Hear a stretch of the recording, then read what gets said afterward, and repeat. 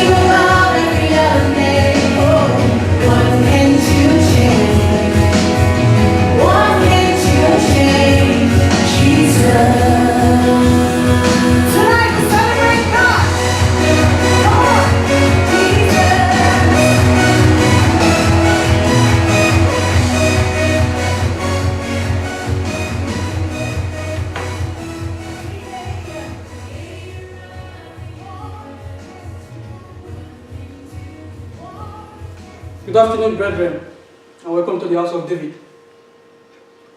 How was your Passover feast? I hope you had a great time. I hope you had a great time with your loved ones. Did you have fun? Anyway, welcome back. Brethren,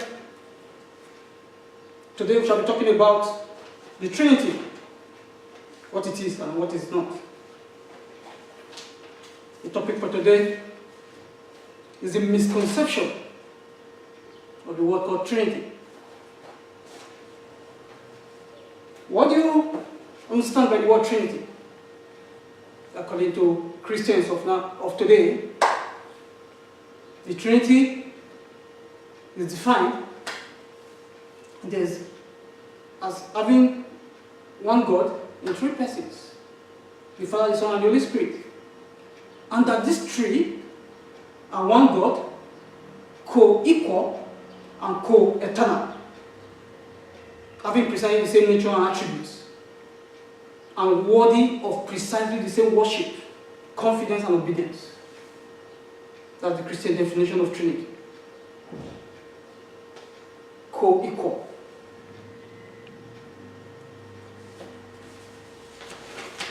But the people of the other faith tends to say Christians worship three gods. That you cannot have three in one God. But howbeit, the definition of Trinity by Christians is not far from what they're saying. It's not far from the truth. To say you have three in one God, three in one, co-equal and co-eternal, and these three are separate beings, cannot be defined in any other language without bringing in idolatry. Jesus himself didn't define the Trinity like this. In fact, the word Trinity, I don't know where it came from. It never existed in the Bible. I will refer you to the scripture where certain texts came into the Bible by imitation, by copying, by trying to assimilate those things that are found in the worldly worship of idols. I'll take you to the first place. I'll take you to Acts, the book of Acts chapter 17, verse 29. The book of Acts, let's make use of the digital Bible, which is faster, always faster. The book of Acts.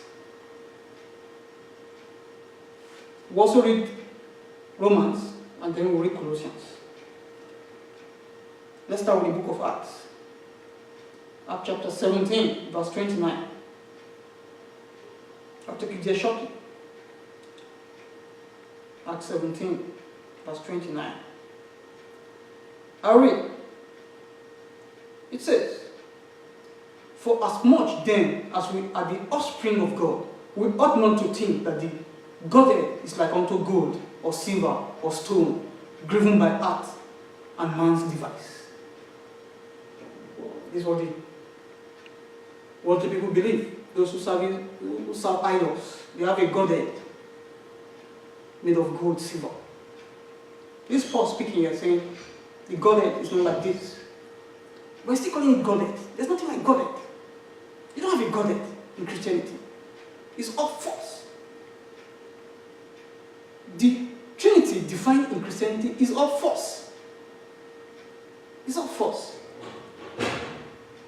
The people of the other faith criticizing Christianity for mixing up idolatry into the religion, they are not far from the truth. Now, if you look at the entire Bible, you will not see anything like Godhead. It's not like Godhead. It's the worldly people that do all these things. They make a Godhead. They have a father, a son, and whatever they are. They are three persons in one God. And Paul copied all these things and brought them into Christianity. Let me take you again to Romans chapter 1. Romans chapter 1. Romans chapter 1, verse 20. It says, I'll read. For the invisible things of him from the creation of the world are clearly seen, being understood by the things that are made, even his eternal power and Godhead, so that they are without excuse. Eternal power and Godhead. There's no Godhead in Christianity. There is God the Father. The Father, who is the Almighty God. There's God the Son. He's also God. He's the Son of God. If you have a son, it's also you. A man who gives birth to a child. A child is also a man. It cannot be different from a man. But to say your father and yourself as a son, you are co-equal, it's just a crazy idea. It's a crazy idea brought in by the fathers of the church who took Paul's word and booted them up. Let me take you to scriptures. We're not going outside of scriptures here. We are going to scriptures to understand these things one by one. I'm going to show you where Jesus himself does not claim co-equal with God. He doesn't claim co-equal with the Father. Listen, Jesus is the Son of God. Is the Word of God. He came out of the Father. He's part of the Father. He's like the Father. But the Father is the Almighty, omnipotent, omniscient, omnipresent God. Jesus has these qualities too. But not as much as the Father. I will show you where Jesus himself said it. Jesus himself said it. Before we go, let me just take you briefly to where Jesus himself said it. I'll take you to John chapter 14, verse 28. John chapter 14, verse 28. John is one of my favorites. John chapter 14, verse 28. It says, Yea, I said unto you, I go away and come again unto you. This is Jesus speaking. If you loved me, ye would rejoice, because I said, I go unto the Father. For my Father is greater than I. Will you call Jesus a liar? For my Father is greater than I. This is the word coming from Jesus himself. For you to say Trinity, three in one person, co-equal, it's bullshit. It's nonsense. My Father is greater than I. He said, I can do nothing of my own. Except my Father give it to me.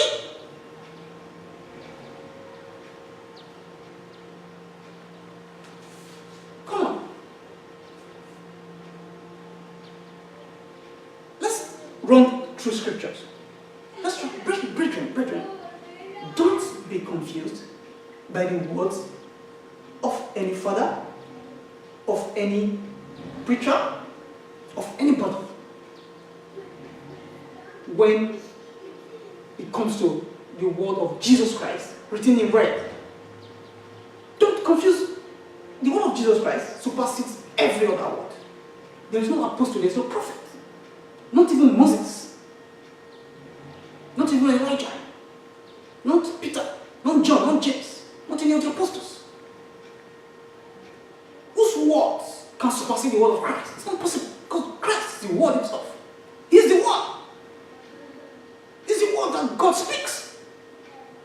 So for Christ to say, my Father is greater than I, who are you to tell me that three in one God and these three are co-equal in strength in everything?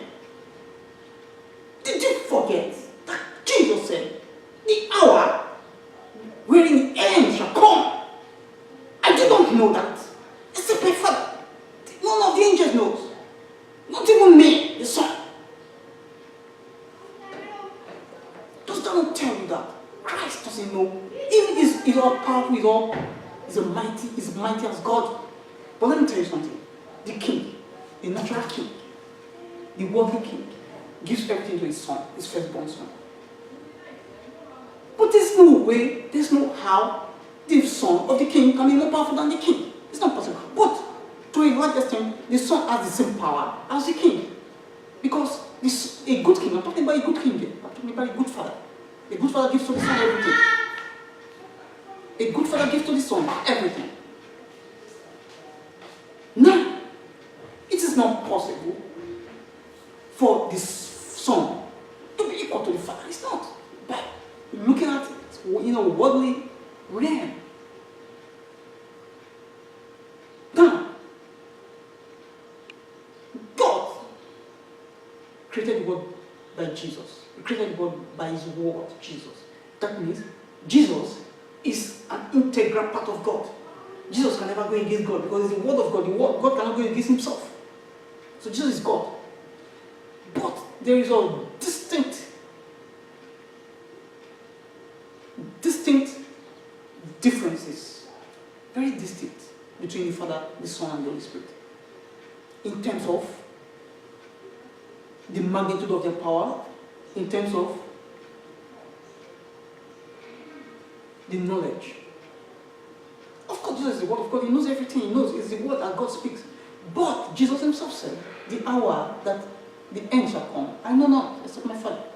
It means the Father is the completeness of the power of God. Is the whole and all. Jesus is a part and integral of that power. Is a big part of that power. But he is, the Father. He is the Son. He has everything. The Father has given him everything. But he himself has said, the Father is greater than I. We'll read scriptures. Let's run down scriptures very quickly so I won't drag on this. Matthew chapter 4. Let's go to Matthew chapter 4 and run it down quickly. Matthew chapter 4 verse 10. Matthew chapter 4 verse 10. Then said Jesus unto him, get thee hence, Satan, for it is written, thou shalt worship the Lord thy God, and him only shalt thou serve. This is when Satan came to Jesus, telling him, say, bow down and worship me. And Jesus said, no, you shall worship only one God. And Jesus himself said, you can only worship the Father. The Father said, I have given everything to Jesus. He said, whatever you want to do it through my Son. Do it through my Son. He has given all power to Jesus. So you're worshiping the Father through Christ. It's not the same thing as worshiping, as saying Christ is the Father or is God, is one, is equal with God. No, it's not. Let's run through scripture. Let's run through very quickly. Let's go to Matthew 3 verse 17. Matthew 3 17. Quickly. Matthew 3 verse 17. It says, and lo, a voice from heaven saying, this is my beloved Son, in whom I'm well pleased. The voice was speaking to Christ. This is my beloved Son, of whom I'm well pleased. There is no way the Son and the Father can have co-equal and they are co-eternal. They cannot be co-equal in power, in strength, in wisdom, in everything. Everything the Son has given to him by the Father. Jesus himself said, I have nothing of my own. Let's go again. Let's go quickly to. Let's go quickly to Matthew 16:17. Matthew 16:17. Matthew 16, verse 17. It says, and Jesus answered and said unto him, Blessed art thou, Simon Barjona, for flesh and blood have not revealed it unto thee, but my Father which is in heaven. Jesus ascribed all the glory to the Father. Let's run quickly to Matthew 18:19. Matthew 18:19. Matthew 18:19. Again I say unto you, that if two of you shall agree on earth as touching anything that they shall ask, it shall be done for them of my Father which is in heaven. Of my Father which is in heaven. Jesus is the master, he's not the Father. He's the master. He ascribes all the glory to the Father. The Father is all and all. Jesus is the word of the Father. Now, let's run through John chapter 14. John chapter 14, verse 20. John 14.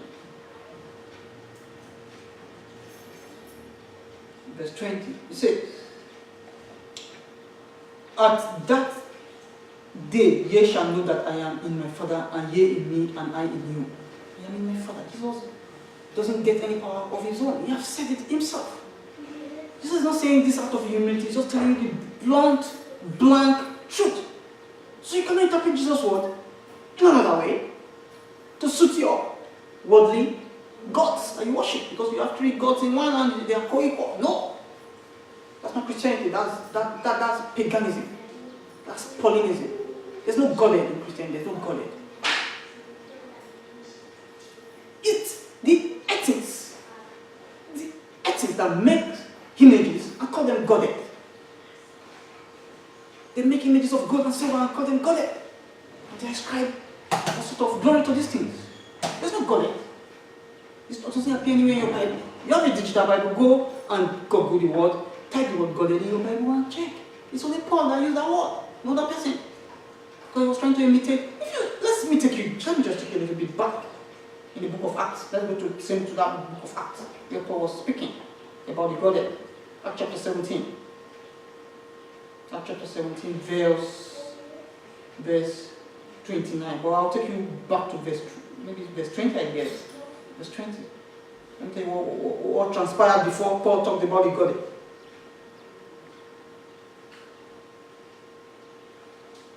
Now, let me take you to let's go to verse 21. For all the Athenians and strangers which were there spent their time in nothing else, but either to tell or to hear some new thing. Then Paul stood in the midst of the mass. They had a hill called Mass. And they have a lot of gods in Mass. And said, Ye men of Athens, I perceive that in all things ye are too superstitious. It's referring to ethics. For as I passed by and beheld your devotions, I found an altar with this inscription to the unknown God, whom therefore ye ignorantly worship. Him declare I unto you. Verse 24. God that made the world and all things therein, seeing that he is Lord of heaven and earth, dwelleth not in the temples made with hands.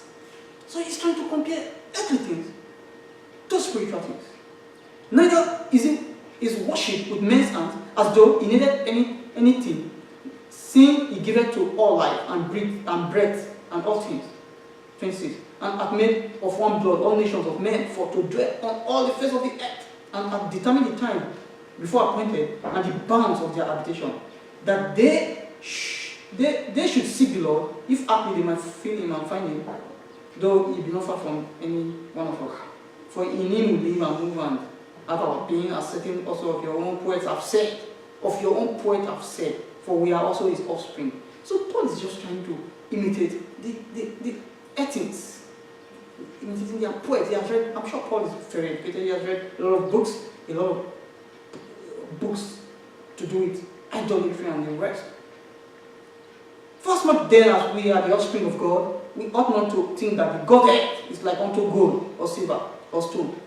He's talking about their poets. He's citing things from what he has read about. Their works of gold and silver with those with their Godhead, as much as we are the offspring of God, we ought not to think that the Godhead is like unto gold or silver or stone driven by art and man's device.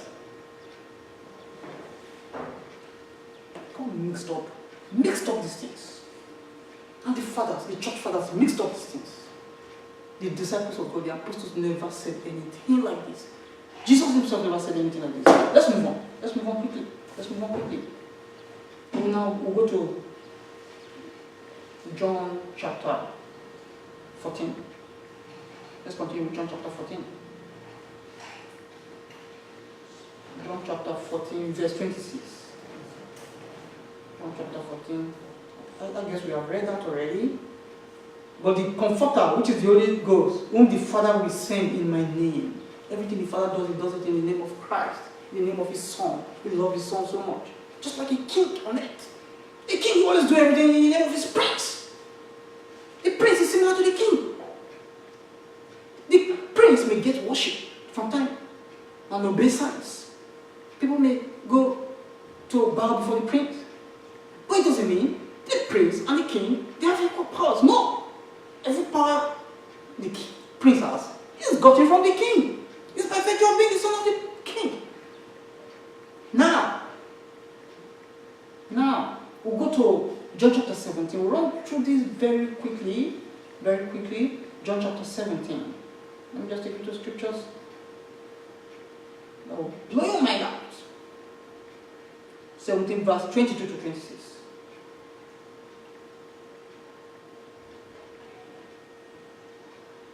John 17 verse 22. And the glory which thou gavest me, I have given them, that they may be one, even as we are one. It's talking about God. Jesus is talking about the Father. The glory which thou gavest me. Everything that Jesus has is given by the Father. So they are not three equals. The Spirit of God is by the Father. The Father is greater than everybody. Jesus admitted this with his own words, in his own mouth. He said, the Father is greater than I. What interpretation do you want? What other interpretation do you want? The Father is greater than I. And you preach Trinity in an idolatry manner.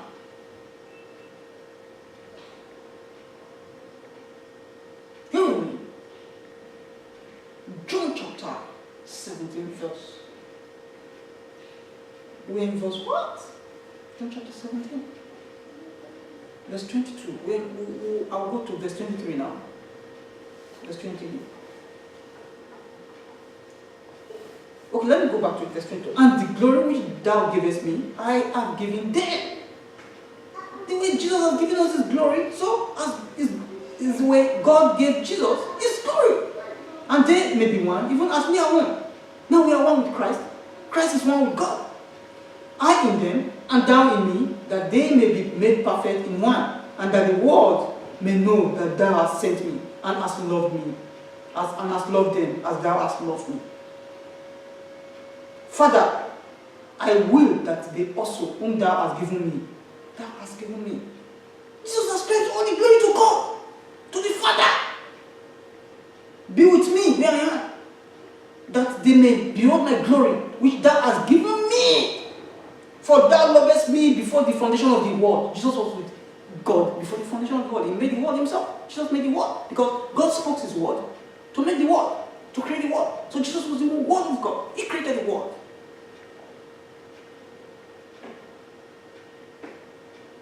Father, I will that they also, whom thou hast given me, be with me where I am, that they may behold my glory, which thou hast given me. For thou lovest me before the foundation of the world. Now, verse 25. O righteous Father, the world hath not known me, thee, but I have known thee. And this have known that thou hast sent me. Thou hast sent me. If God and Jesus, they are the same in power, in strength, in wisdom, in everything, how come one is sending the other? Why is Jesus not sending God? God sent Jesus. The Father sent the Son. The Son did not send the Father. The Father and the Son, they are not equal in power, they are not equal in everything. The Father is greater than all. Everything the Son has is given to him by the Father. But they are never in contention. They are one. And Jesus himself is saying it. So what kind of preaching, what kind of teaching? What are you talking about Trinity? What's Trinity? And I have declared unto them, verse 26, and I have declared unto them thy name, and will declare it, that the love wherewith thou hast loved me may be in them, and I in them. Let's run through scripture very quickly. We'll go to the book of, let me show you how interwoven the Father and the Son are. They are so interwoven, you can't separate the two. This Son is part of the Father. This Son is inside the Father. The Father's Spirit is inside the Son. This Son is the word the Father speaks. This Son can never contradict the Father. The Father doesn't contradict. The Father speaks the Son. So the Son is the word of the Father. But let me take you where how you see some kind of a connection between the two. Not the way you preach with your Trinity. Your Trinity is idolatry. Your Trinity is idolatry. Stop it! Stop it! Now let me take you to Matthew chapter 3, verse 17. Matthew chapter 3, verse 17. I'll read. And blow a voice from heaven saying, this is my beloved Son in whom I am well pleased. My beloved Son on whom I am well pleased. This Father is pleased of his Son. I think we have read this before. Matthew 28:19. Matthew 28:19. Let's run through all the scriptures. 28. We have a few scriptures here. We'll run through them all. 28:19.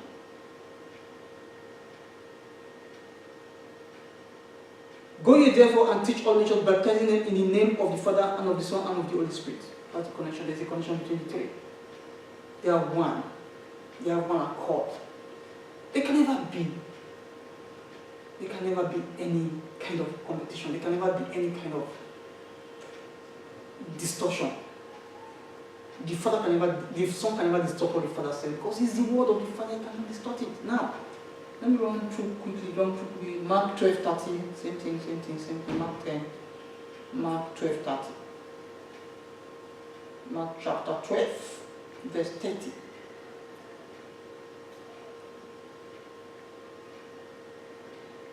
It's not like Trinity in the Bible. Where's Trinity? Where is it? What kind of doctrine is that? Why are you adding to God's doctrine? Mark 12, verse 30. It says, and thou shalt love the Lord thy God with all thy heart, and with all thy soul, and with all thy mind, and with all thy strength. This is the first commandment. Jesus was speaking here. Thou shalt love the Lord thy God. Jesus also said, if you love me, you also love my Father. There's a connection. But everything goes to the Father. There is no three God. There's no three people acting as God and having the same. They have the same characters. The Son and the Father, they have the same characteristics. But the way you preach your Trinity is like three gods. Three gods as one. They're three different persons. They are not even three different persons. The Father, the Son is always inside it. The word of the Father is the Son. The Spirit of the Father is the Holy Spirit.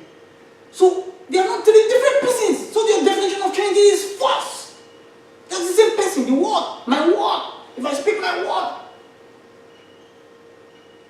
I give my word life, flesh to come to the earth. It's me, but it's a part of me. It's not the whole of me. If the Father and the Son are one and the same, that means when Jesus was crucified on the cross, that means the Father died. How can the Father die? When Jesus suffered tribulation, that means the Father was suffering. It's not true. It's just a part of the Father. Jesus is a part of the Father. It's the word of the Father. The Spirit of God is a part of the Father.